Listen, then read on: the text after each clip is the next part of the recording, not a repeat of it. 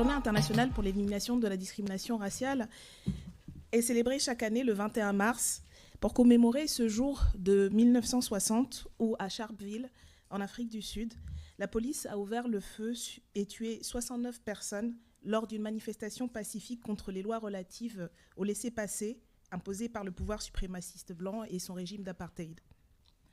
L'arrivée au pouvoir d'extrême droite raciste et réactionnaire, qui menace directement la vie de millions de personnes et la fabrique de nos démocraties, démontre que les progrès réalisés grâce aux luttes des premiers et premières concernés sont loin d'être définitivement acquis. Il est plus urgent que jamais, comme nous exhorte l'ONU, de réaffirmer notre engagement en faveur de l'égalité et de poursuivre les efforts visant à éliminer le racisme en garantissant l'égalité de traitement pour tous les individus. Sociale, on analyse en général le racisme comme ce processus de production et de reproduction des hiérarchies sociales où les personnes sont justement positionnées dans la hiérarchie selon la façon dont elles sont perçues et rattachées à une supposée hérédité. Et donc concrètement, ça se traduit par un système d'avantages et de désavantages qui forment donc un immense iceberg dont les discriminations, la violence physique, verbale à caractère raciste sont en fait en réalité la partie immergée, puisqu'il y a ensuite tout, et on va en discuter, toutes les ramifications par lesquelles cette domination passe. Et donc ce qui fait système, c'est vraiment l'idée que le racisme est un principe de division de l'humanité. C'est-à-dire qu'on divise l'humanité tout entière et on organise ensuite des sociétés à partir de cette division de l'humanité et que des inégalités structurelles en découlent. La double violence, la première donc, qui est liée au coût, ce que vous avez évoqué à l'instant, et qui est liée donc au fait d'avoir été catégorisé selon des critères raciaux, et la deuxième violence qui est, elle, plutôt une violence psychique, je dirais, qui est liée à la non-reconnaissance du racisme et de cette violence-là très spécifique. Et donc, il y a effectivement trois types. Les violences qu'on peut qualifier d'idéologiques, qui sont revendiquées par une personne, un auteur des faits, qui se réclame des mouvances d'extrême droite, nazis, néo-nazis, Front National, etc.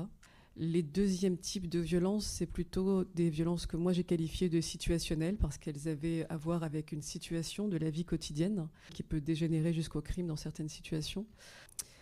Et le dernier type, c'est ce que je qualifie plutôt de violence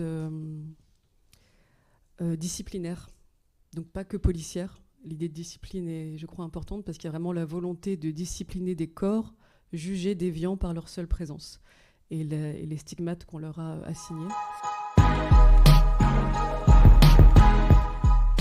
Démarginaliser l'intersection race et sexe et cartographier les marges. Donc c'est vraiment un concept forgé à partir des marges, des périphéries de la société, notamment des femmes noires. Donc Kimberlé Crenshaw est très très claire.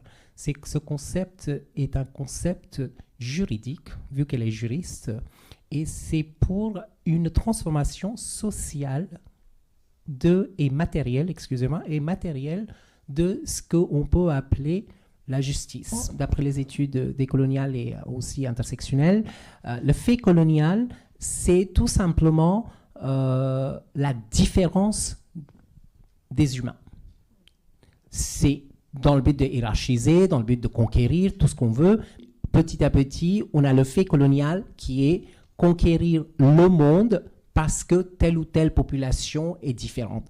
Donc ce que la décolonialité va vouloir dire, c'est qu'on trouve les similitudes entre nous, entre les humains. Ça, c'est très, très important. C'est le pacte universel, si vous voulez, ou le pacte républicain, ou ce qu'on veut.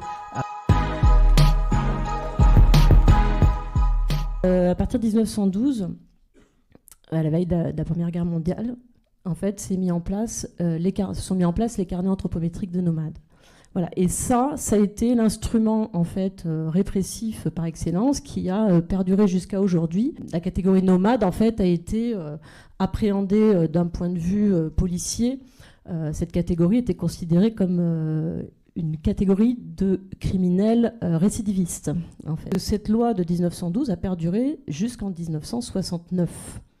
Mais ça n'a pas été aboli pour autant, ça a été en fait transformée à travers une autre mesure, enfin un autre dispositif législatif qui a perduré jusqu'en 2017-2018. Hein. Donc on a créé cette catégorie de bohémiens, nomades, etc.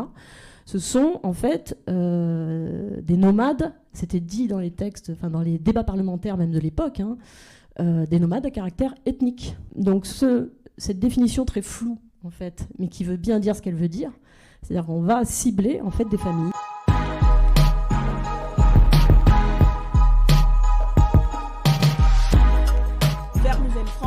C'est faire peuple, internationaliste, altermondialiste, féministe, antiraciste et révolutionnaire.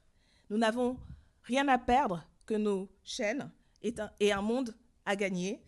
Alors, tous et toutes ensemble, rendez-vous dans la lutte.